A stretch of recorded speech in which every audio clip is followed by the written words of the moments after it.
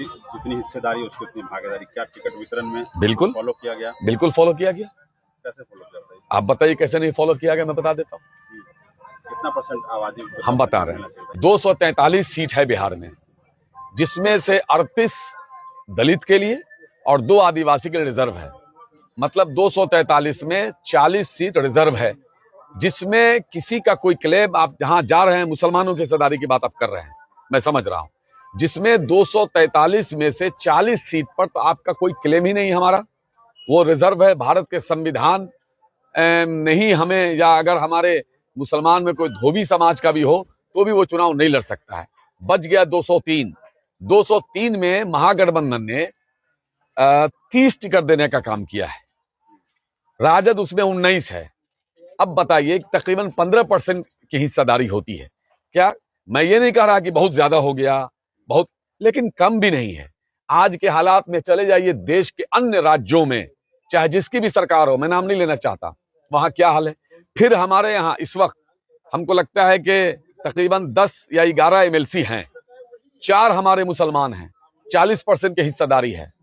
4 राज्यसभा हैं, उसमें 2 थे, अभी 1 कम हुए थे, 1 बचे हैं, उसमें कितने परसेंट की हिस्सेदारी हो गई? 25% की हिस्सेदारी हो गई।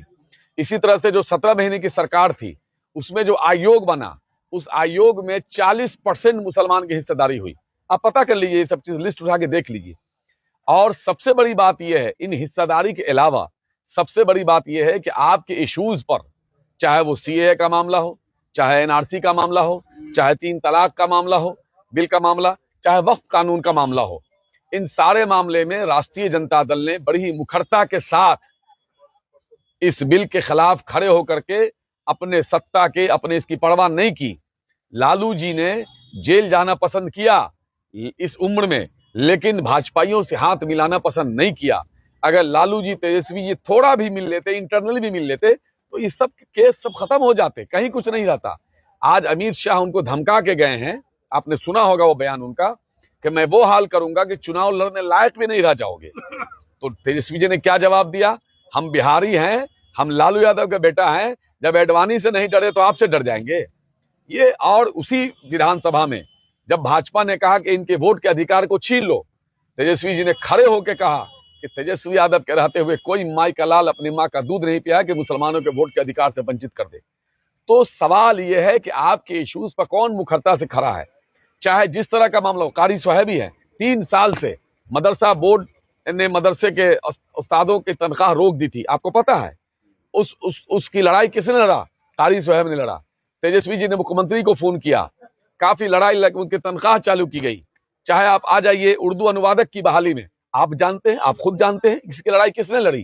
कारी सोहेब ने लड़ी। आज उन लोगों के घरों में चूल्हे जले हैं, ये कारी सोहेब और ने तेजस्वी यादव से भी इसमें लड़ाई, तेजस्वी यादव से कहा, तेजस्वी यादव जी ने लड़ाई लड़ी, इतने दिनों से था, लेकिन 17 महीने की सरकार में काम बढ़ा, फिर सरकार चली गई, फिर रुका, फिर लड़के इसको करवाया गया। इसी तरह से कई ऐसे मामलात हैं। उर्दू और अरबी और फारसी का 1000 पद क्रिएट किया गया, पता है ना बिहार में। ये मामूली बात नहीं, बहुत कम लोगों को पता है, जान लीजिए। अरबी और फारसी के टीचर का वैकेंसी निकाला गया, लोग नहीं मिल रहे हैं।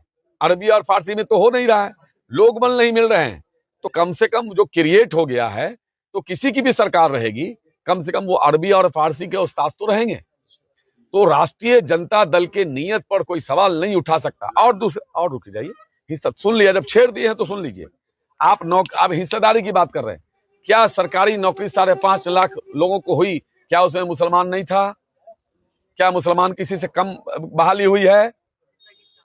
आपको टोला सेवक का मानदेय डबल हुआ, सिर्फ मुसलमान ही तो हैं उसमें, वो भी पसमानदा मुसलमान है।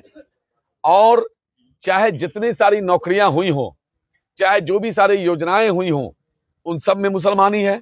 उसके अलावा सुन लीजिए, ये जानकारी बहुत कम लोगों को है कि जब से नीतीश सरकार थी, तब से मुसलमानों के किसी इंस्टीट्यूशन को मान्यता नहीं दी जा रही थी। लेकिन 17 महीने में तेजस्वी जी ने नर्सिंग होम हो, नर्सिंग कॉलेज हो, या और क्या क्या होता है, पैरामेडिकल, क्या क्या, बड़े पैमाने पर तेजस्वी जी ने देने का काम किया मान्यता, और सब खुल के काम कर रहा है। तो इस तरह से बहुत सारी चीजें हैं, बहुत सारे काम हैं, बहुत सारे, मैंने पहले ही कहा है, बहुत सारी चीजें हिकमत अमली के साथ काम हो रही है। आप क्या चाहते हैं हम भाजपा के पिच पर जाके खेलें? आपको मुबारकबाद देना होगा तेजस्वी यादव जी को कि तेजस्वी जी ने भाजपा को मजबूर किया हमारे पिच पे आके खेलो। आज यही भाजपा जो कल मुसलमानों को पाकिस्तान भेजने की बात कर रही थी, आज भाजपा कहती है कि तेजस्वी जी मुसलमान को मुख्यमंत्री कब बनाइएगा। क्या ये तेजस्वी जी की कामयाबी नहीं है? और तेजस्वी जी ने कहा है कि भाजपा को मैं आपके अरमान को पूरा कर दूंगा।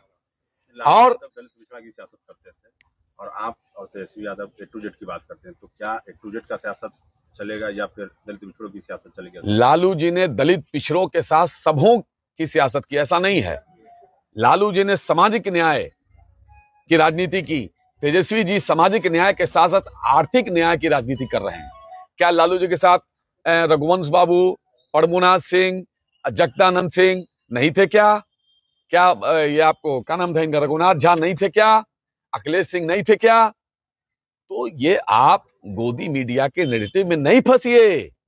गोदी मीडिया दिन रात मेहनत कर रही है कि कैसे ये सब बातों को बता करके इधर उधर बातों को बढ़ाया जाए। यहां सीधी बात है, इस बार इनको किसी भी तरह से सत्ता में नहीं आने देना है, क्योंकि इस बार अगर भाजपा को उखाड़ के बिहारियों फेंक दोगे बिहार वालों, तो 25 साल ये बिहार के अंदर देखने की हिम्मत नहीं करेगा। इस बात को युवाओं के लिए संदेश तेजस्वी जी लगातार दे रहे हैं।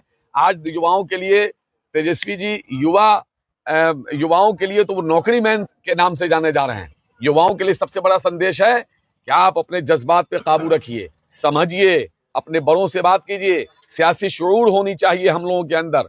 और बहुत हिकमत अमली के साथ तमाम लोग, तमाम उलमाए किराम से लेके तमाम दानिशवरान ने जो फैसला लिया है महागठबंधन को जिताने का, उस पर आप जज्बात में ना आकर के हिकमत अमली के साथ काम कीजिए। और तेजस्वी जी ने नौकरी का वादा किया है, उसमें आपकी भी बारी आएगी।